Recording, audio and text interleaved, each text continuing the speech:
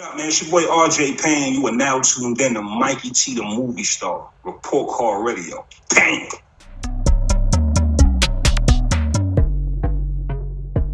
Can you tell me how you initially linked with Benny the Butcher? Absolutely, man. Shout out to my guy, Malek, my man Malek. He was there, road manager, West Side Gun in Conway.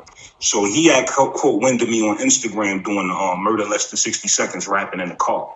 So he would, patch in like, yo, you fire. I think you should be a part of the team. And I was already telling him like, yo, I'm a fan of Griselda. Hopefully it will happen. So he stayed in touch. I kept rapping. He would show my videos to West Side Gun. So that's how that connection started. And then I got another friend of mine named PR Dean, and he was cool with Benny.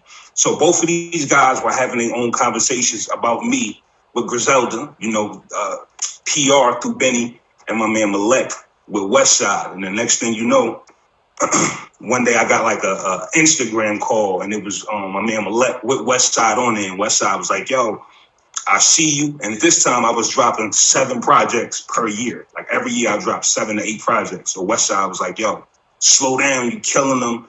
We need to link, we need to make some moves. People saw it, everybody got excited. I say 2-3 days later, my homie PR Dean, he called me and was like, yo, I just talked to Benny. Benny would love if you was a part of BSF. And it literally started just like that, man. And as soon as we announced it, it went crazy. And I think it went crazy because we make similar music. Out here in Philly, everything is aggressive, everything is hard, boom back. And that's what Buffalo is on. And that's what Buffalo is getting famous for. So I think it just went hand in hand. All right, so how far removed are we from you getting out of work, looking at your videos, 30, 40, 50 views, to you rocking with BSF? Oh, man, this is probably like a year. It's probably like a year and a half, maybe, about a year and a half. So, as the buzz is going so loud, like I said, me and Benny made the connection. I think we did one record.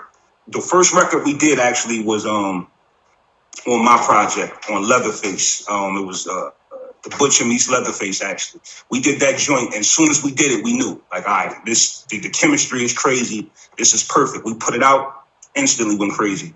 He turned around and put me on the plugs I met. And all of this is still a year and a half removed from rapping in the car. Once he put me on the plugs I met, everything that I had already been doing kind of caught back on fire. So now you got the new Griselda fire, plus I'm already running around with Black Thought. I'm already running around with Eric Sermon and Lord Jamar and this guy and that guy. So the Griselda connection, it just really made everything that much bigger. But I think,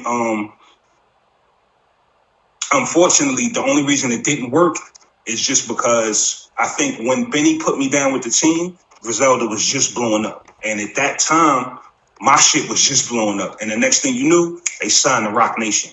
After they signed to Rock Nation, they kept taking off. Now, as they're signing with Rock Nation, I'm on K Slade's new album. I'm on Eric Sermon's album. So my profile is going up. So it just really got to a point where by the time it was time to actually do business, we were so separate that it was just kind of like, look, we on different planets. Like, yo, you still my guy.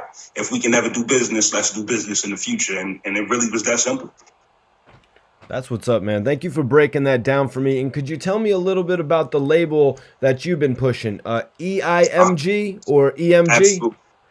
Absolutely. It's Educated Ignorance Music Group, man. The significance of the name is just, I feel like hip hop has been very one-sided in the last couple of years, whether that's trap, whether that's the druggy rap, whatever you want to call it, it's been too one-sided. And now that the lyrical side is coming back, I think it's MCs like me, it's my job to give you both sides. I'll give you the education and the ignorance. So I've been putting out my own projects for the last 2.5 years, and I've gained a lot of success by putting my projects out directly. Actually, that's what attracted Royce. Royce ended up buying my whole catalog off my website, EIMG.com. He bought every project I got. That's like 22 albums. Once he bought that, it just set the trend and everybody knew, okay, this dude don't stream. I got a boutique thing. If you want my music, you go to my website and you grab it that way. So that kind of just everything going on, and then having my own website And then now this Eminem thing and all of that, I can't even explain to you what's happening right now, bro. Like you got to understand, my life literally changed again like 2 days ago with this Eminem shit. Like, bro, I'm getting so many phone calls that I can't tell you about yet. It's crazy. But as far as the label though, because I got a little sidetracked. But as far as the label, like I said, I've been putting out all my music directly through my own imprint. We just actually recruited Harlem legend, my man Ruff, and my man Stan Spit. Stan Spit was in the movie Belly. He's actually the one that got shot at the table.